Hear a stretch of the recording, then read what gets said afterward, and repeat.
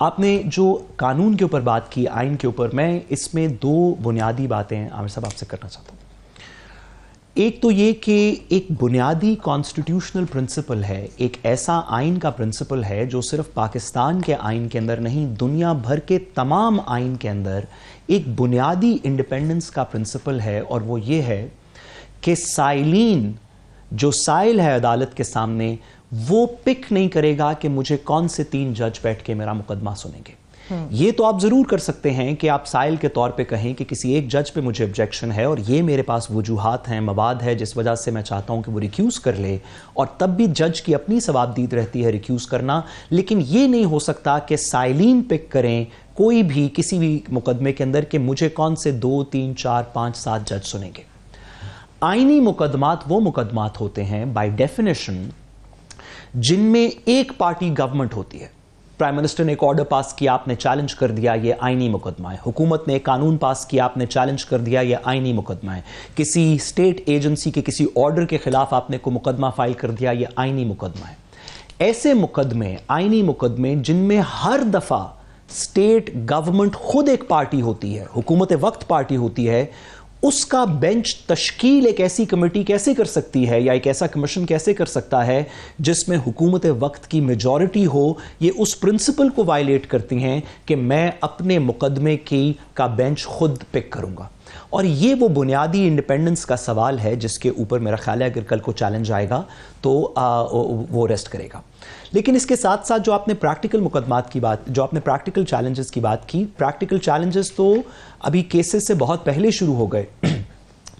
آپ نے دیکھا کہ 2/3 میجورٹی سے چیف جسٹس صاحب کی، اور ہم سب ان کو مبارکباد دیتے ہیں سارے پاکستان کے اندر، جس کی جو بھی اس میں خواہشات ہوں، لیکن ایک چیف جسٹس یحییٰ افریدی صاحب ایک بہت ہی معتبر جج ہیں اور ان کو ہم مبارکباد دیتے ہیں۔ لیکن کانسٹیٹیوشنل سوال 2 ہیں۔ ایک یہ جو آپ نے پریکٹیکل بات کی کہ اگر 2/3 میجورٹی نہ بنتی کمیٹی میں، اگر کمیٹی 50-50 ڈسٹریبیوٹ ہو جاتی یا 51-49 ہوتی، تو پھر تو آپ چیف جسٹس نامنیٹ ہی نہیں کر سکتے تھے۔ 26ویں آئینی ترمیم میں یہ تحریر شدہ نہیں ہے کہ اگر 2/3 میجورٹی نہ ہو تو کیا ہوگا۔ اگر 2 سال 2/3 میجورٹی نہ ہو، 5 سال نہ ہو، تو آپ سپریم کورٹ کو کیا ایکٹنگ چیف جسٹس کے طور کے اوپر چلائیں گے؟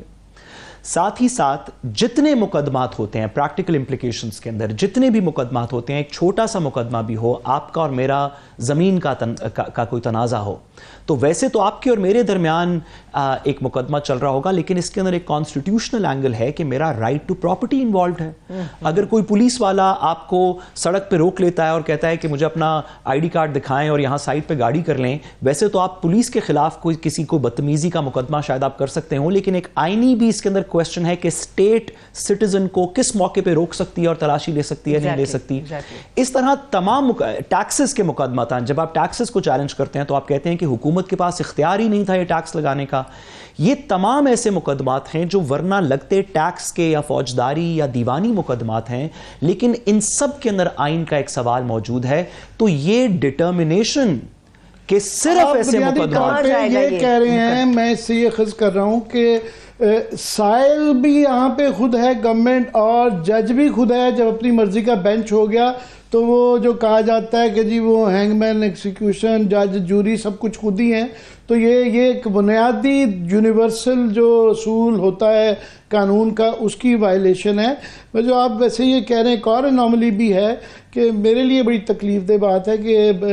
یحییٰ افریدی صاحب نے، ان کی ابھی 6 سال شاید رہتے ہیں سروس کو، انہوں نے چیف جسٹس بننا ہی تھا، مگر ان کو ان حالات میں بنایا گیا جس کے اندر کہ وہ ترمیم جو ہے وہ لوٹوں کے ذریعے کروائی گئی، تو گہنا دیا گیا ان کا یہ تاج۔ دوسرا پھر یہ کہ وہ جو کمیٹی بنائی گئی تھی اس میں سے ایک بڑی پارٹی جو ہے وہ بائیک آؤٹ کر کے چلی گئی۔ کیا کہیں گے؟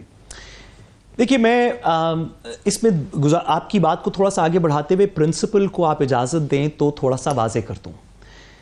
اگر بینچ یہ ایک حکومت کا ڈومینیٹڈ کمیشن بنائے تو ضروری نہیں کہ وہ سارے فیصلے حکومت کے حق میں کرے. ہمارے بڑے مدبر جج صاحبان ہیں, وہ آئین کے مطابق ہمیں امید ہے فیصلے کریں گے, لیکن جسٹس کا پرنسپل ہے, انصاف کرنے کا پرنسپل ہے کہ انصاف صرف ہونا نہیں چاہیے, انصاف ہوتا ہوا نظر آنا چاہیے. Justice should not just be done, it must manifestly be seen to be done. نظر آئے, کوئی بھی شخص انگلی نہ اٹھا سکے کہ مجھے لگتا ہے کہ فیصلہ غلط ہوا کیونکہ بینچ حکومت کی مرضی کا تشکیل شدہ تھا.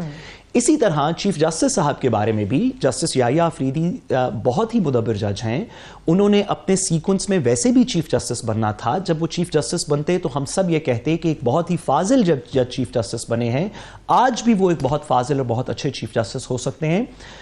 اور مجھے امید ہے کہ ہوں گے. لیکن جو بنیادی پرنسپل کا سوال ہے وہ یہ ہے کہ وہ کیا کرائیٹیریا ہے, وہ قابلیت کا, وہ ڈگری کا, وہ ججمنٹس کا, وہ جورسپروڈنس کا, وہ انٹیگریٹی کا, وہ کیا کرائیٹیریا ہے جس پہ جب کمیٹی نے ایویلیویٹ کیا تو جسٹس یحییٰ آفریدی کے سب سے زیادہ نمبر تھے اور نسبتاً کم نمبر تھے یا کم اس پہ فلفل کرتے تھے باقی دو بڑے فاضل جج. گراؤنڈز کیا تھی جن کے اوپر باقی دو کو ریجیکٹ کیا گیا؟ اگر یہ کرائیٹیریا پتہ چل جائے تو ہوگا یہ کہ فیصلے تو پھر بھی اسی طرح کے شاید ہو رہے ہوں گے, لیکن لوگوں کو اس سے کمپلین کرنے کا موقع کم ملے گا. ایسی سچویشن میں جب بند کمروں میں فیصلے ہوتے ہیں تو انصاف کے اوپر یقین کرنا لوگوں کے لیے تھوڑا مشکل ہو جاتا ہے. یہ اس کا سب سے بڑا مسئلہ. اور یہ بے تحاشا اس طرح کے فیصلے آئے ہوئے ہیں, بے تحاشا آبزرویشنز ہیں جو نظیریں ملتی ہیں جس میں یہ کہا جاتا ہے کہ جہاں لیجیٹیمیٹ ایکسپیکٹنسی ہو تو وہاں اگر کسی کو ریجیکٹ کیا جاتا ہے تو گراؤنڈز دینے بھی بڑے ضروری ہیں. جنرلی یہ استعمال کیا جاتا ہے. مزید آپ کی بات کو آگے بڑھاتے ہوئے کہ ہم بڑے فخر سے یہ کہتے ہیں کہ 73 کا آئین جو تھا وہ متفقہ تھا. شاید ویسے بھی 2/3 کی اس میں کیا جا سکتا تھا, مگر متفقہ ہونے سے ایک اس کے پیچھے ایک مورل اتھارٹی بھی آ جاتی ہے. تو یہ جن حالات میں وہ کیے گئے تو وہ اس سے بھی ایک تکلیف ہوتی ہے. میں ایک اور چیز چاہوں گا, ابھی آپ نے یہ کہا چیلنج تو یہ ہوگا. اب یہ ایک بڑا ایک کوشچن آ جاتا ہے کہ یہ جب چیلنج ہوگی تو اس کو کون سنے گا, فل کورٹ ہوگا نہیں ہوگا, فیصلہ کون کرے گا؟ کیونکہ ایک کوشچن جو میرے جیسے لے مین کے ذہن میں بھی آ جاتا ہے, کیونکہ یہ آئینی عدالت کو امنگ ادر تھنگز اور بھی کافی جو ACR لکھیں گے ججز کے اوپر, پھر آئینی عدالت اور باقی چیزیں بھی کافی چیزیں ہیں ان ترامیم میں جن کے اوپر اعتراضات ہیں, بیسک سٹرکچر کو یہ افیکٹ کرتی ہے. مگر آئینی عدالت کے اوپر کیونکہ ایک کوشچن ہے تو وہ آئینی عدالت تو جس کے متعلق ہے وہ تو نہیں پھر اس کو سن سکتی. اس کے لیے پھر ایک قانونی, آئینی اور اخلاقی ایک جو سوال آتا ہے کہ فل کورٹ ہی ہونا چاہیے. کیا کہیں گے؟ دیکھیے, میں اس بات کو آنسر کرنے سے پہلے ایک چھوٹی سی بات اور کرتا چلوں جس سے کنیکٹ ہو جائے گی. Justice Yahya Afridi, chief justice Yahya Afridi صاحب کے سامنے اب 2-3 بڑے امیڈیٹ چیلنجز ہیں.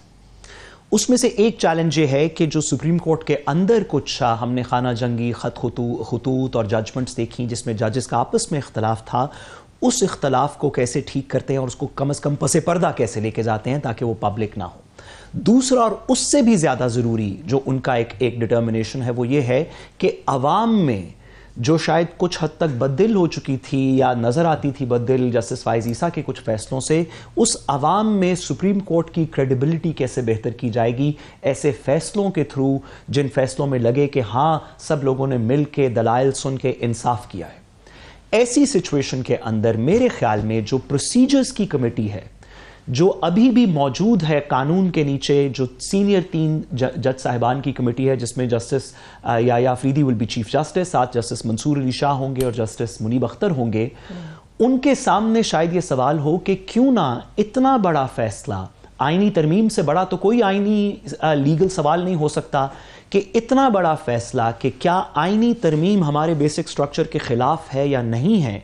یہ کوئی بھی منتخب 2, 4, 5, 7 ججز کی بجائے, خواہ وہ سینئر ہوں, خواہ اس میں منصور علی شاہ صاحب ہوں یا نہ ہوں یا کوئی بھی ہو, اس سے بہتر ہے کہ تمام ججز جو موجود ہیں وہ سن کے ایک تفصیلی فل کورٹ فیصلہ کر لیں. اس کی نظیر یہ ہے